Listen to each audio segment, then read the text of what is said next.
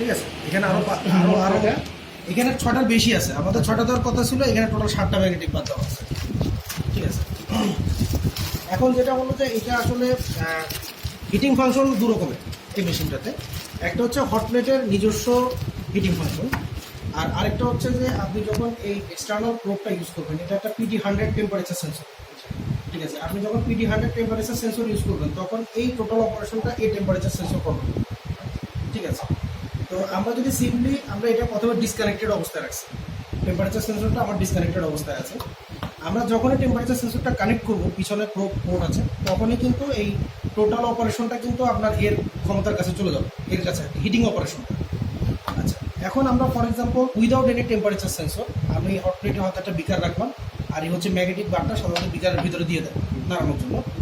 এখানে mode button আছে, mode button দিলে আপনার এই ফাংশনিং উইন্ডোগুলো চেঞ্জ হয়। যেমন ফর এক্সাম্পল প্রেস করলাম, এটা হচ্ছে জেনারেল লক অবস্থা, আবার একবার প্রেস করলাম, এটা হচ্ছে টাইমার। টাইমারে দেখেন এই যে বাতিটা ব্লিঙ্ক করতেছে। আমি যদি এখন কোনো টাইমার সেট করি, ফর এক্সাম্পল এই যে এটা হচ্ছে মিনিট। ঠিক আছে, কতক্ষণ এটা স্টারিং করবে? হ্যাঁ, কতক্ষণ এটা স্টাইরিং করবে আর কি। হ্যাঁ, তো আমি যদি 0 রাখি, ফর এক্সাম্পল আমি যদি 0 রাখি, দেন আমার টাইমার ডিঅ্যাক্টিভেটেড অবস্থায় আছে। আর আমি যদি কোনো টাইমার আমি যদি অ্যাক্টিভেট করে দিই, ফর এক্সাম্পল 3 মিনিট, আমি যদি 3 মিনিট যদি কোনো টাইমার দিই, তাহলে আমি 3 মিনিট দেওয়ার পরে প্রেস দিলে এটা 3 মিনিট লক হয়ে যাবে। হ্যাঁ, এটা ওকে হয়ে গেল আর কি। হ্যাঁ, তারপরে আমি আমার মোডটা চেঞ্জ করলাম। এবার হচ্ছে আমার হলো যে মোডে দেখেন আরপিএমটা আমি এখান থেকে এই যে এখন আমি এই যে এখান থেকে আমি স্ট্যান্ড করতেছি যে কত আরপিএম আমি ঘোরাবো। টোটাল 400 আরপিএম, টোটাল হচ্ছে 15,000 আরপিএম পর্যন্ত এটাকে ম্যাক্সিমাম ঘোরানো যায়। 15,000 আরপিএম। হ্যাঁ, এই যে দেখেন 15,000 আরপিএম পর্যন্ত আপনি ম্যাক্সিমাম ঘুরে দেবেন। ঠিক আছে, হ্যাঁ, তো আপনি যে আরপিএমটা সিলেক্ট করলেন, ফর এক্সাম্পল আমি হয়তো 1000 আরপিএম হয়তো আমি সিলেক্ট করলাম, এটা 5 করে ইনক্রিজ হবে। ঠিক আছে,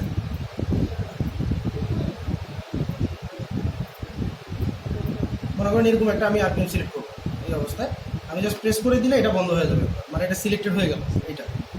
আর আমি এবার চালু করে দিলে ব্যাস এটা চালু হয়ে গেল এই আরপিএম এর জন্য। ঠিক আছে, আচ্ছা, এরপরে আমি দিলাম হচ্ছে, এবার আবার প্রেস করি, টাইমার গেল, এটা আমার আরপিএম গেল। এবার আসছে হচ্ছে আমার হিটার। ঠিক আছে, তো আমার এখানে 60 ডিগ্রি আমার হিটিং সিলেকশন করা আছে। আমি এই হিটারটা আমি মনে করেন যে 100 পর্যন্ত নিলাম, আমি 100 পর্যন্ত হিটারটাকে নিলাম, আমি এটা দিলাম। এটা দিলে এই হিটিং ফাংশনটা দেখবেন এটা ব্লিঙ্কিং ছিল, এটা ফিক্সড হয়ে গেছে। দ্যাট মিনস আপনার হিটার চালু হয়ে গেছে, হিটিং চালু হয়ে গেছে। এখন আপনি স্বাভাবিক অবস্থায় এইভাবে রাখলে আপনার একদিকে হচ্ছে আপনার হিটিং ফাংশন, একদিকে আপনার আরপিএম, আপনার দুটোই দেখতে পারবেন। ঠিক আছে, এখন আস্তে আস্তে যে 100 ডিগ্রিতে যাচ্ছে ওইটা এখানে। হ্যাঁ, এটা এখানে আপনি দেখতে পারবেন। এটা আরো মজার হয় কি, এটা এখানে কোড লাগালে তখন এর কন্ট্রোলে চলে যাবে, এয়ারে যা আছে এর কন্ট্রোলে তখন চলে যাবে। এই প্যাডের উপরে এটা হচ্ছে থার্মোকল। এইটা যখন 100 ডিগ্রি হবে তখন হিটিং আপ করে মানে হিটিং কন্ট্রোল করবে আর কি। এটা লুপিং করে। এখন মানে ফর এক্সাম্পল আমি যখন এটা খোলা অবস্থায় আমি যখন হিটিং 100 দিছি, তখন যেটা হয়েছে যে প্লেটের টেম্পারেচার 100 ডিগ্রি পর্যন্ত কন্ট্রোল করবে। এখন আপনি যখন এটাকে ইনপুট করে দিচ্ছেন তখন এই প্রোবের কাছে নিয়ন্ত্রণ চলে যাবে।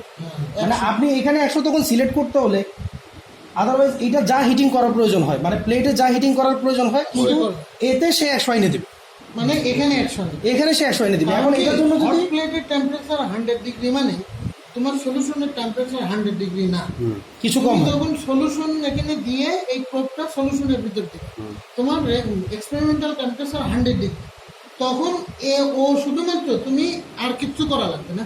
এখানে 100 ডিগ্রি সিলেক্ট করে দেওয়ার পরে এই সলিউশনের টেম্পারেচার কন্টিনিউয়াস 100 ধরে রাখবে। এখন সেই কন্টিনিউয়াস ফিডব্যাক দিবে। যখনই 100 ডিগ্রি সলিউশন টেম্পারেচার হবে তখন হট প্লেটে, এবং এই 100 করার জন্য যদি ওর নিচের টেম্পারেচার যদি 130, 40, 200 পর্যন্ত নিয়ে যেতে হয়, এটাকে সে নিয়ে যাবে। এইটা হচ্ছে মানে মেইন ফাংশনিং আর কি এই, ঠিক আছে, এই প্রোবটা। আর যদি কোনো কারণে আপনি প্রোব ইউজ না করেন, জাস্ট আপনি খুলে দিলেন এখান থেকে হচ্ছে এইটা ডিলা করলেন, আর এখান থেকে এই যে লক খুলে দিলেন। আচ্ছা, এই যে সাউন্ডটা হচ্ছে এটা টাইমারের, এই যে 3 মিনিটের আমি একটা টাইমার সেট করছিলাম, 3 মিনিট শেষ। 3 মিনিট শেষ। তো টাইমার যদি আপনি ইউজ না করেন, আপনি 0 করে দিবেন, টাইমারের কোনো ফাংশন দরকার নেই। ঠিক আছে, চলতে কন্টিনিউয়াসলি চলতে থাকবে এটা তো। তখন কন্টিনিউয়াসলি চলতে থাকবে। এই বুঝছো? আর তেমন কিছুই আচ্ছা, নেই।